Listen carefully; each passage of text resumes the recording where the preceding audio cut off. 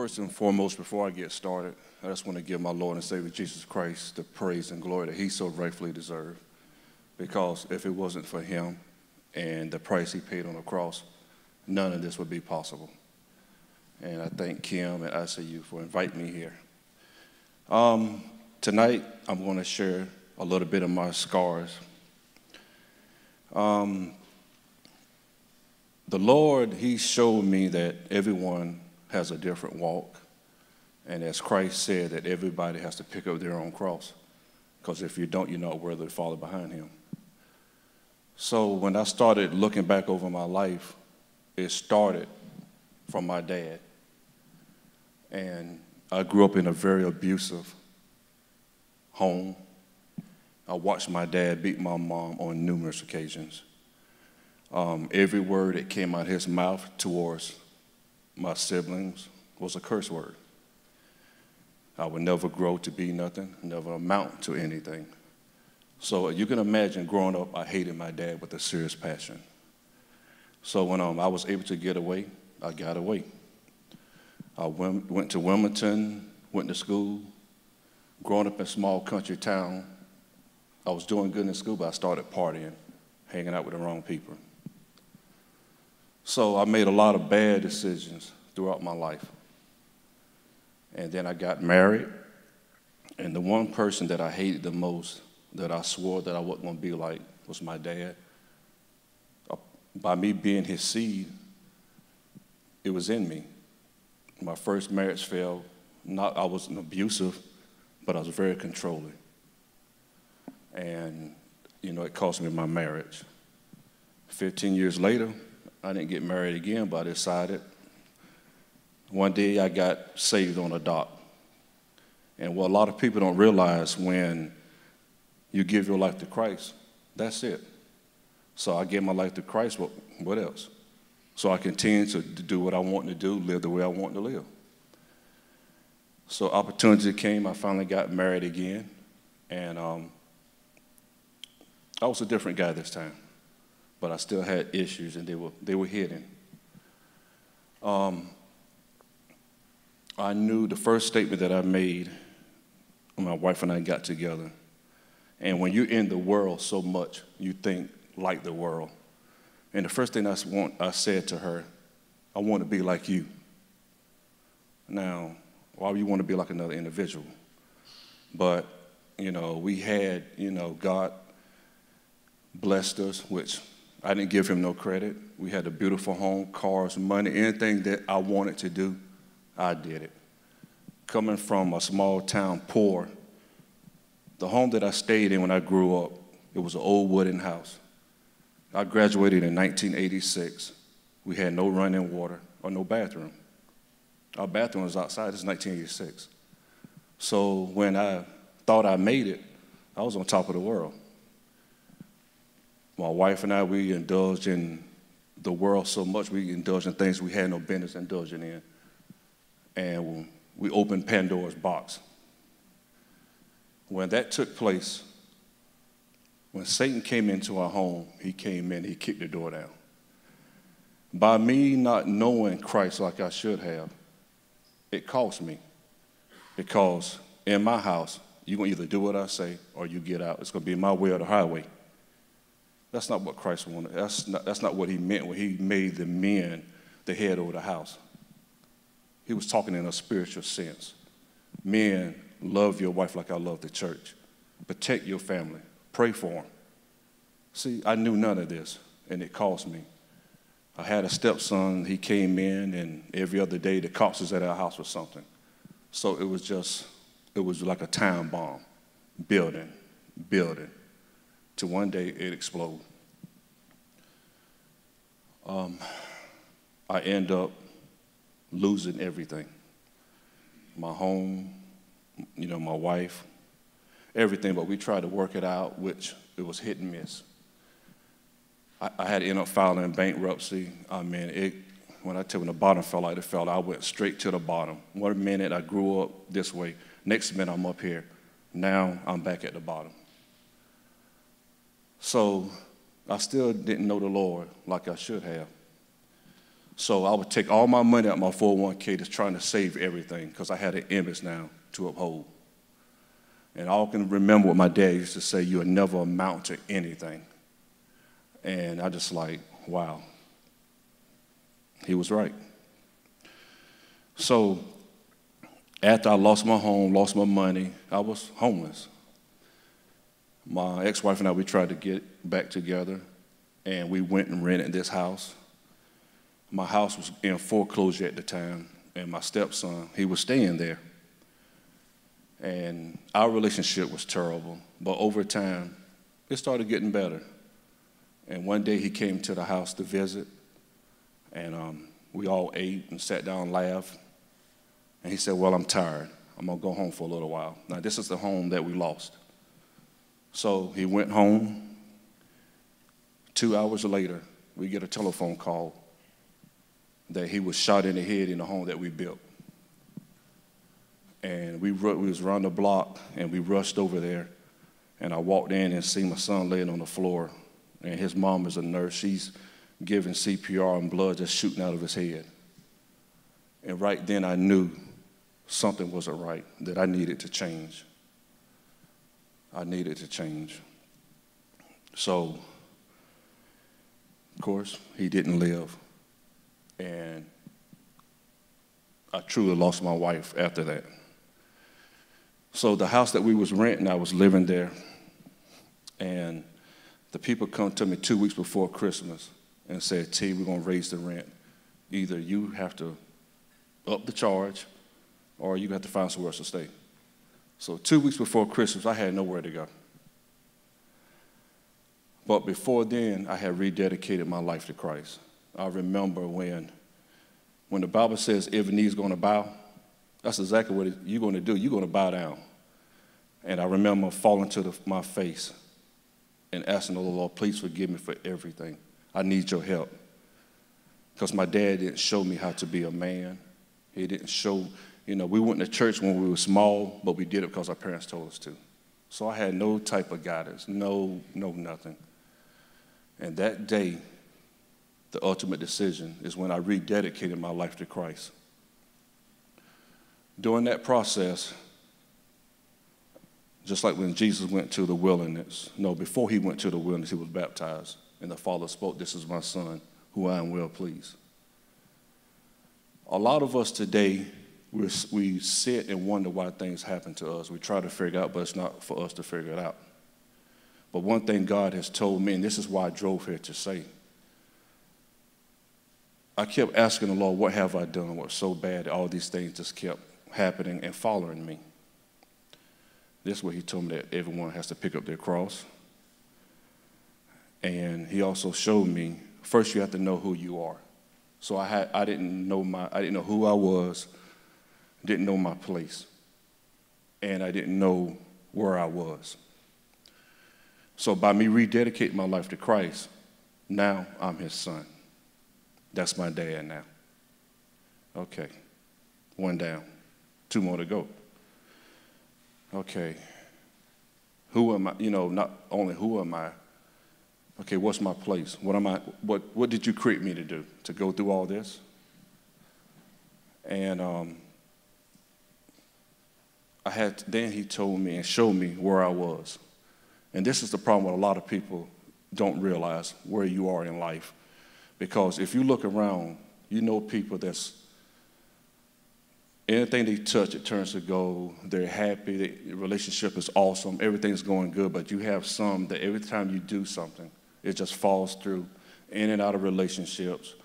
Your kids out of control. It's just one thing after another.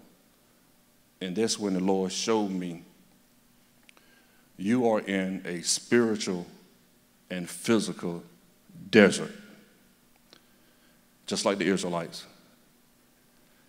And the end, they died in the desert. So now I realize where I was. Now I'm in the desert. This is why everyone wants to build a house in the desert, but it's not meant for you to build a house in the desert. It's meant for you to pitch a tent, and when the Lord said move, you move. While you in this process of being in the desert, this is when you and God are one-on-one. He's teaching you. He's showing you how to see him, how to listen. Ever since my divorce 4 years, I didn't date. It was just me and the Lord, because I had a lot of ground to make up. That's what I thought. But I got hungry for the Lord. I knew that I had to change and wanted to change, because those generational curses, it's real. It's real. So, my walk has been, even though Christ has been with me, it's been a lonely walk, because all the friends that I had when I was doing these things, nobody was around, nothing but me. And when the people came to me and told me that I had to leave, I had nowhere to go, the Lord he directed me to a hotel. And this hotel, I've been staying there for 3 years now, even today. He has given me the favor, and it's just unbelievable. And I was so embarrassed. I'm like, how did I go to this living in a hotel? But it's been such an honor, because I had the opportunity to meet the staff, to have a relationship with them, talk to them, give my testimony just like now. They opened up to me, started telling me things that they never told anyone. People would come in visiting. I would see them on numerous occasions. And they said, you must be in town on business. I said, no, this is my home. What, Wilmington? No, this hotel. So then I start telling my story. So it's a purpose behind what God does. We don't understand it. So the ones that's going through things and you're ready to give up, don't give up. This is how the enemy is going to attack you. This is how he's going to play with your mind, because you have to know who you are. You have to know where you are. And in order to get out that desert, God is going to have to get you out. You're going to have to depend on him for everything. Once he puts you through that purging stage, which I'm still in the process, he'll purge you, he'll cleanse you. Then once, you have the discernment, when he's ready to take you out, he can take you out. I know my time is up. The Lord led me here and I met Kim, and I've been coming down here ever since. Now he said, I trust you, and I'm going to pay you double for your trouble.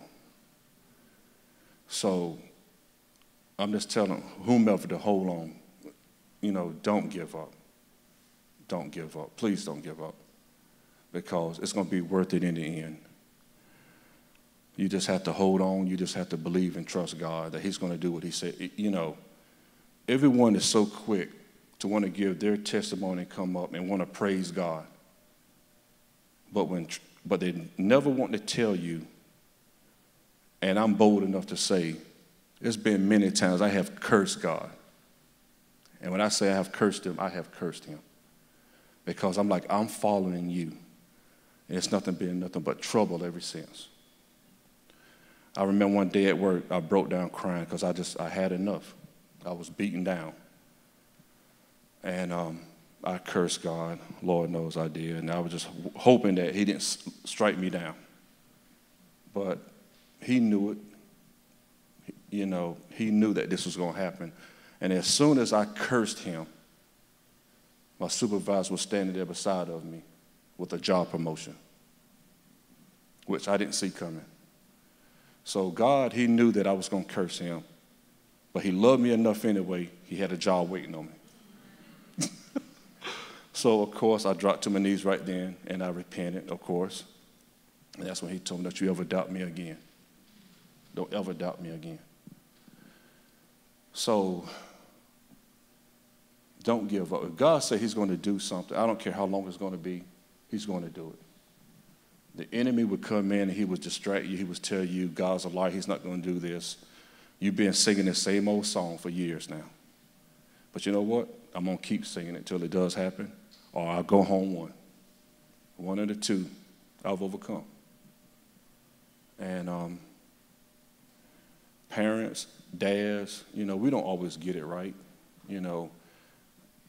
I messed up a lot being a dad. I have 2 kids. And I remember I had a gun, and the Lord told me to get rid of my gun.